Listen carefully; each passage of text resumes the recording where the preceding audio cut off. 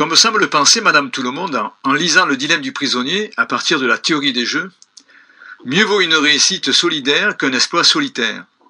La coopération serait parfois plus efficace que la concurrence, selon cette théorie.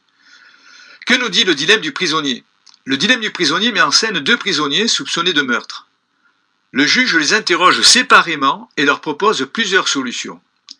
Si l'un des deux dénonce l'autre, il est remis en liberté, alors que le second qui se tait est condamné à 10 ans.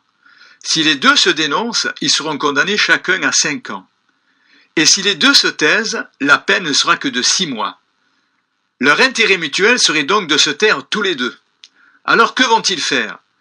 Comme ils sont en concurrence, et donc animés par la recherche de leur propre intérêt, et ne pouvant pas savoir ce que l'autre va faire, chacun va faire le calcul rationnel en évaluant leur intérêt, suivant ce que l'autre pourrait faire. Du coup, que vont-ils décider?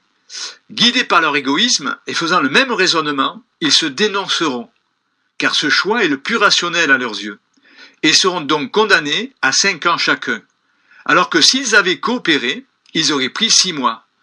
Mais pour cela, il aurait fallu qu'ils se fassent confiance.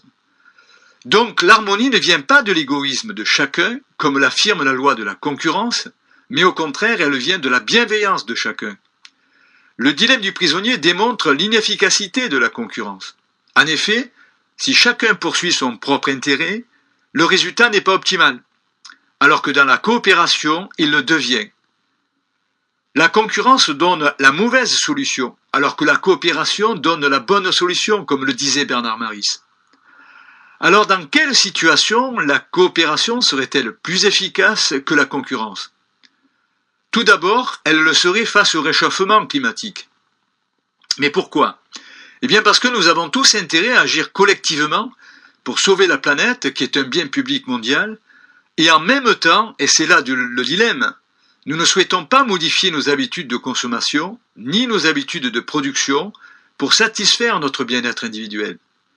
C'est ainsi qu'en recherchant leur propre intérêt, les États, les entreprises et les ménages retardent l'application des mesures préventives pour ralentir le réchauffement, et ce malgré la signature d'accords internationaux. Or, si chaque pays anticipe que les autres vont être égoïstes, et si les autres pensent de même, nous serons tous perdants, alors que si tous les pays coopèrent, nous serons tous gagnants. Elle serait plus efficace également pour déterminer la progression des salaires dans les entreprises. Mais pourquoi plus efficace? Tout simplement parce que la concurrence oblige les entreprises à réduire leurs coûts salariaux afin de conquérir des parts de marché. Or, si l'une d'entre elles anticipe que l'autre va baisser ses coûts salariaux pour être plus compétitive, et si l'autre pense de même, elles seront toutes les deux perdantes, faute de demande suffisante sur le marché.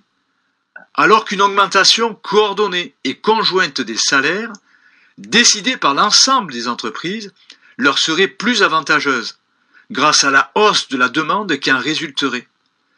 Elles seraient ainsi toutes les deux gagnantes, puisque la hausse des salaires profiterait aussi bien à l'une qu'à l'autre, contrairement en situation concurrentielle. La coopération serait donc plus efficace que la concurrence, évitant ainsi un nivellement des salaires par le bas. Enfin, elle serait plus efficace pour faire converger les modèles social et fiscal des pays de l'Union européenne, alors que la libre concurrence, les mettant en compétition, fait des membres de l'Union européenne des concurrents plutôt que des partenaires, au risque de désunir l'Europe. Or, ce n'est que par la coopération et non par la concurrence que l'Union européenne pourra poursuivre son intégration pour le bien-être de tous. En conclusion, on peut dire que se concurrencer ou coopérer reste toujours un dilemme pour notre économie, que la concurrence est toutefois un gage d'efficacité, mais qu'il est dans certaines situations économiques préférable de coopérer pour maximiser le bien-être de tous plutôt que de se concurrencer.